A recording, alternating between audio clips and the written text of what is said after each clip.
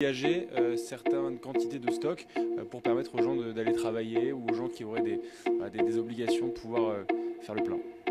Cette marche, avec beaucoup d'organisations associatives, syndicales, politiques et de collectifs et d'organisations de jeunesse, elle est là pour réaffirmer que le gouvernement fait des choix politiques, mais que nous pouvons faire des tout autres choix politiques, augmenter les salaires, la retraite à 60 ans, le blocage des prix à la baisse, la taxation des super-profits et un vrai plan de bifurcation écologique et solidaire. Quand vous avez le PDG de Total qui s'est augmenté de 52%, quand vous avez 18 milliards de bénéfices sur un semestre 2022 et 2,32 milliards qui ont d'ores et déjà été distribués en dividendes aux actionnaires.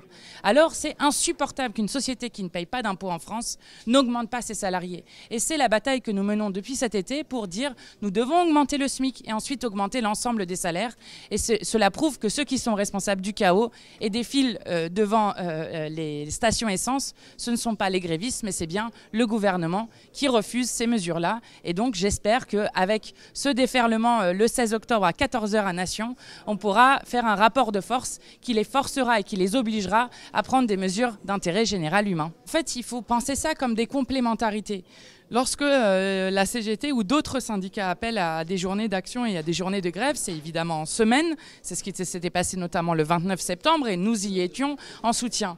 Mais là, nous organisons un dimanche avec plusieurs organisations politiques, syndicales, associatives et de jeunesse cette mobilisation. Donc c'est plutôt des mobilisations qui se complètent, plutôt qui s'affrontent. Et je crois que peut-être avons-nous un désaccord là-dessus avec la CGT, mais j'espère que d'ici à dimanche, on retrouvera beaucoup des camarades avec qui nous menons beaucoup des luttes au quotidien et nous continuerons à en mener bien évidemment. Il faut que ça bouge chez Total, vous vous rendez compte, 10 milliards de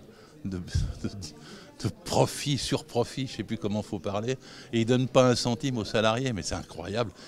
Comment on en est arrivé là? Comment en haut ils sont si riches et comment en bas ils n'écoutent rien? Bon, cette conscience se répand, c'est cette conscience-là qui compte, parce qu'il n'y a pas que chez Total qu'il y a des grèves pour les salaires, il y en a un peu partout, et à un moment donné, à force de dire non, non, non, non, ça va, comme on dit simplement, ça va péter, c'est-à-dire ils veulent pas, ils se moquent du fait qu'on veuille une explosion, mais c'est pas nous qui l'on l'a déclenché, ça va se faire.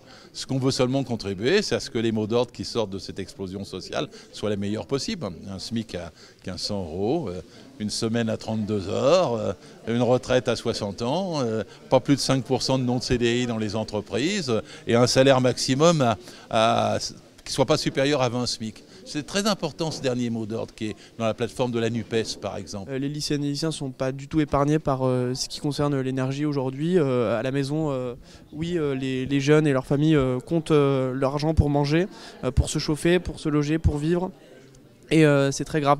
Et sur l'éducation, très précisément, on a un gouvernement qui est en train de détruire le service public de l'éducation, de l'enseignement supérieur. Nous parler de col roulé, c'est au-delà du fait que c'est drôle, hein, on rigole bien. Par contre, derrière, on va avoir de sérieux problèmes et c'est notre génération qui va les assumer, ces problèmes.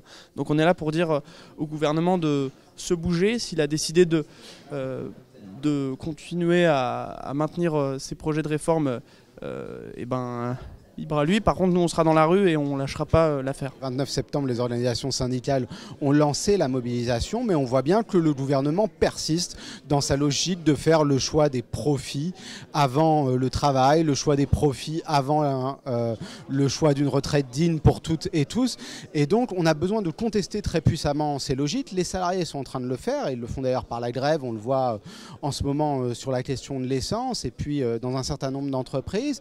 Et cette mobilisation va être une étape et j'espère que dans la foulée, l'intersyndicale, qui est le cadre le plus important pour cela puisqu'elle réunit aujourd'hui toutes les centrales syndicales, si le gouvernement persiste, sera en capacité de prendre des décisions pour de nouvelles dates de mobilisation pour qu'on puisse mettre en échec l'ensemble des projets auxquels on fait face.